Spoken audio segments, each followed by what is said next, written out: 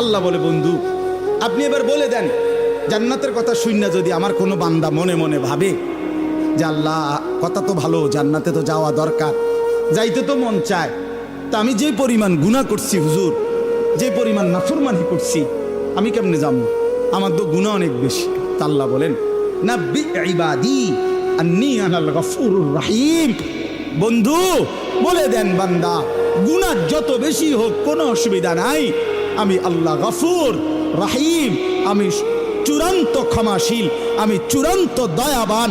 আসমান পর্যন্ত যদি গুনাহ পৌঁছে যায়, কসম আল্লাহর আমি ওয়াদা দিলাম মাফ করে দেব। শুধু গুনাহ ছেড়ে দাও, আমার কাছে ফিরে আসো, চোখের পানি ফেলে মাফ চাও, আর করবা না, ওয়াদা দাও আমি 90 বছরের গুনাহ একসাথে মাফ করে দেব। মাফ করে দেব। তোমার জন্যই তো বানাইছিলাম জান্নাত বান্দা, আমি রাখতে দিয়ে লাভ কি? আমি তো দিতেই চাই।